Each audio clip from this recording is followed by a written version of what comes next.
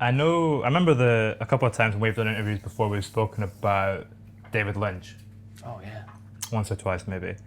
And I was reading an interview with him the other day when he was talking about the paintings of Francis Bacon.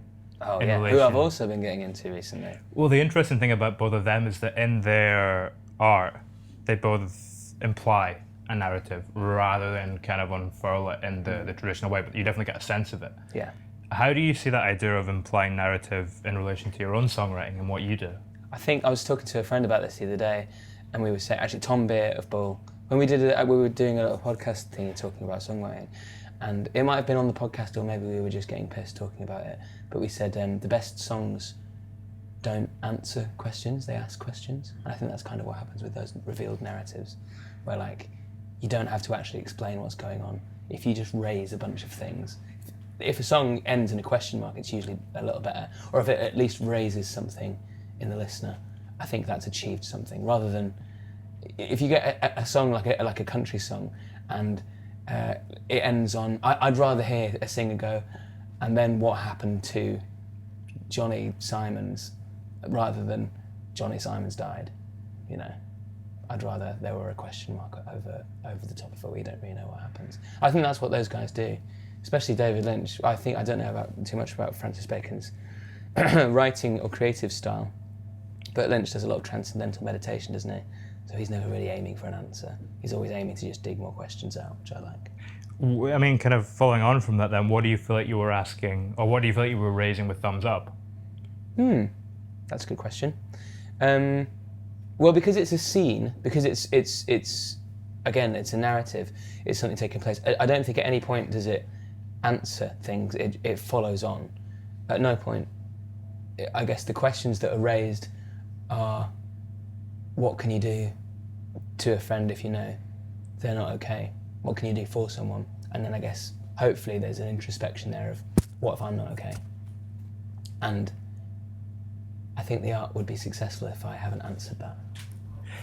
So you're almost exploring your own issues through someone else's kind of situation? Yeah, especially Thumbs Up. There's a few other songs, the songs on the album, and a song, Murder as well, does that, because it's a lot of different, it weaves in and out of the I and the you. It goes, like, there's a lot of different people in that song, a lot of different perspectives. And again, yeah, I think that's important to narrative and to lyrics, because it immediately makes it empathetic. If you're talking from another character's point of view, if you're talking from another person's point of view, you get a sort of like, almost a bipolarity, which I think can always make a song a little more interesting. I mean, that's something else Lynch does as well when you look at something like Lost Highway. This idea of these different sides to itself, manifested physically in character. Absolutely, yeah. I mean, that film was one of my favourites ever. In fact, there's a line in it that we wrote a song about. I'm touching my microphone, sorry.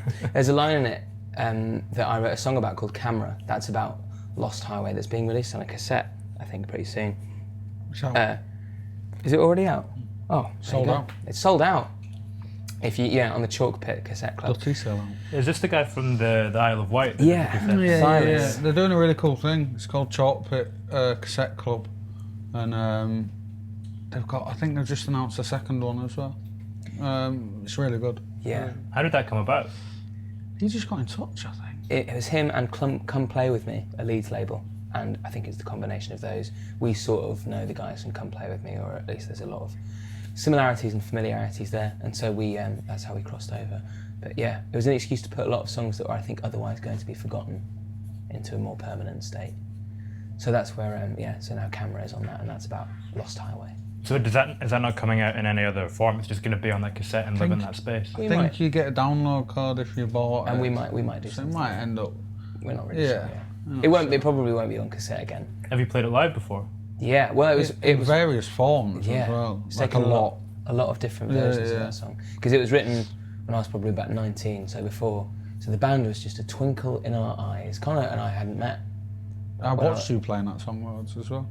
Probably before we started drinking and talking together. Yeah, no, totally. So yeah, that song's older than the band, but it's because I was like a pretentious little kid studying English and film, modern American cinema, I think the course was called. And yeah, they did Lost Highway, and it blew my tiny little head off.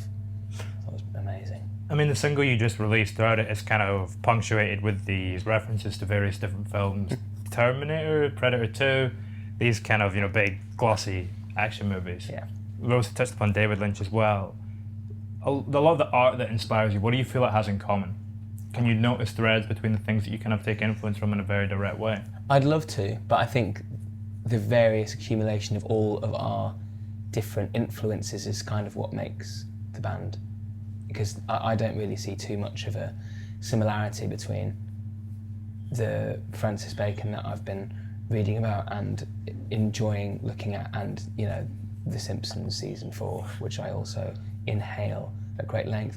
A lot of the time I just need art in a very loose sense, to constantly be on. Like in the van today, it's either reading or listening or watching. And they're all vague forms of art, whether they be TV shows or books or narratives or anything like that. But it's just constantly digested. We need to constantly be. I don't think you can overthink it, as well as in the links between it. It's kind of like, you move house and you look in your loft and you're like, where did I get all this stuff from?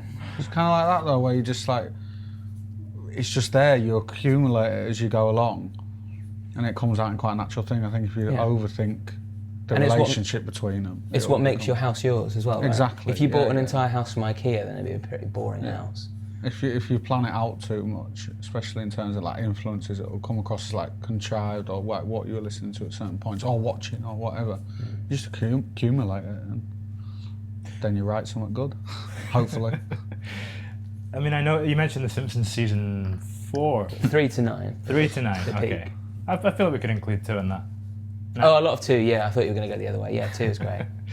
I saw you put Interview out you put out a poem type thing for World Mental Health Day that I think mentioned The Simpsons in it. I don't think I meant for it to be a poem. I just like including paragraphs so that it would fit on the note. But It's a lot almost of like people were a stream of consciousness. Yeah, it was very stream of consciousness-y, yeah. Again, just because I think a lot of people's lockdowns were painted in various different pictures or summated by a different either TV show, a movie or film or an environment, and mine was I sort of regressed back to my childhood, because the one thing that is a constant for me is going back through season 3 to 9 of The Simpsons, because I think it's perfect. I love it, and the jokes in it always make me laugh, and because it reminds me of an odd sense of familiarity, in the sense that you can, whenever you hear a joke, you can almost imagine the writers laughing together in the room. I think there's something really touching about that, and when The Simpsons does touching, it does it better than anyone else.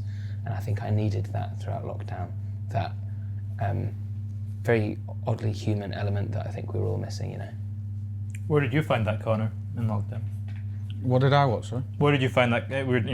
Sam was talking there about that human element that you were saying. Yeah. Where did you find that during that kind of period? I'm not good when I haven't got something to do. It's not good for my own sort of well-being. Did you find that in any art or TV show or music then? No, I kind of found myself less productive than I've been any other time, and I think it's that thing of it's just your brain being kind of switched off, innit? And I found it very hard to try and engage my brain and stuff as well.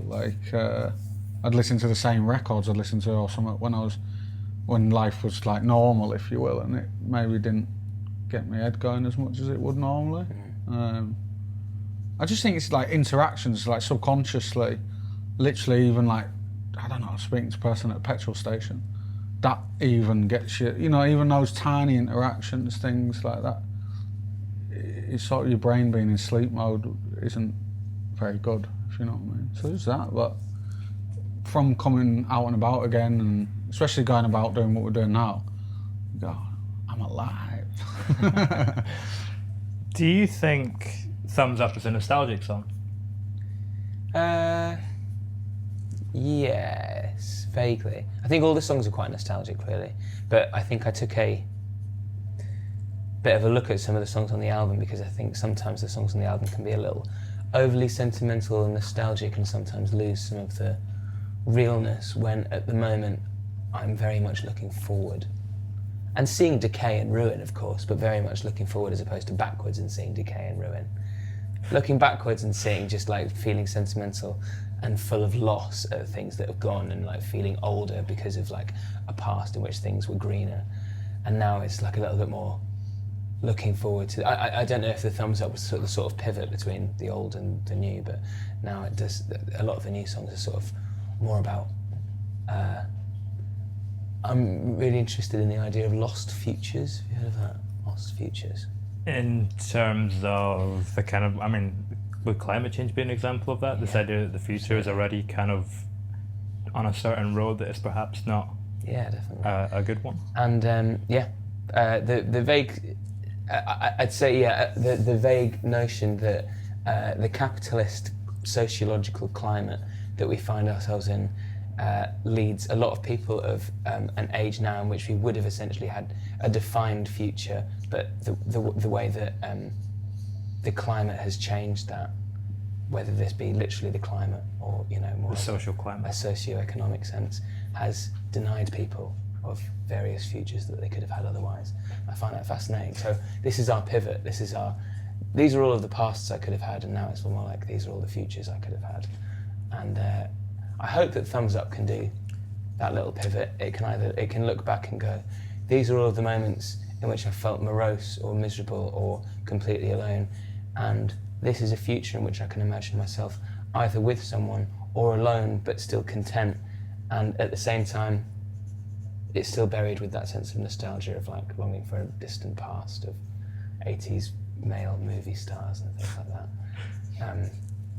Because that is my nostalgia. That's what I used to watch as a kid, and those were the guys that I used to see as manly. But like, are you just trying to look at a different future for yourself? If you imagine yourself as like Arnold Schwarzenegger. What is the most recent thing in your life that you have nostalgia for? That's a good question. Very, very good That question. is a really good question. Let's cut the interview short there. I reckon that's a better line than anything I could give. Most recent? Recent nostalgia. Pre-COVID, I think. Mm-hmm. For me.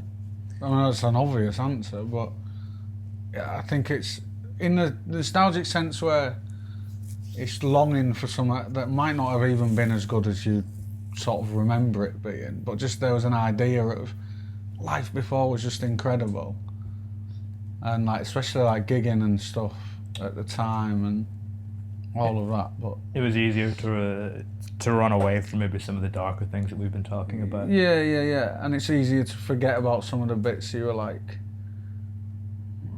I don't know, like it's just that I think anything when something bad like that happens, like as in it has for everyone with COVID, like post that now it just feels like, oh, you gotta talk about. I read a thing the other day when everyone's like still trying to get over 2020, and then you realise in 3 months it's 2022. Yeah. That's crazy, isn't it? So I think that We get a year back though at the end there, Yeah. like a bonus level. Yeah. Like That a Crash for me, Bandicoot, yeah. where you get all the little all the little apples. I just find myself permanently nostalgic, even for like last week. I can just sort of like stand in the mirror and go like, because like in COVID, the start of it for me was quite productive in terms of life stuff, not in terms of creativity, but in terms of life stuff. Like I started doing, I tried getting really good at running. And now I'm nostalgic for how good I was at running, because we all see like that odd nostalgia in a vague, hazy golden light. But now I'm just like, oh man, I remember when I was so good at running during COVID. And I'm bored of that nostalgia now. So that like very immediate and consistent nostalgia is something that I'm quite willing to rid myself of, I think. Could songwriting be a way to do that? Yes, probably. And maybe that's the reason I'm so focused on And running. not the past. Yeah, exactly. Maybe I should run while songwriting.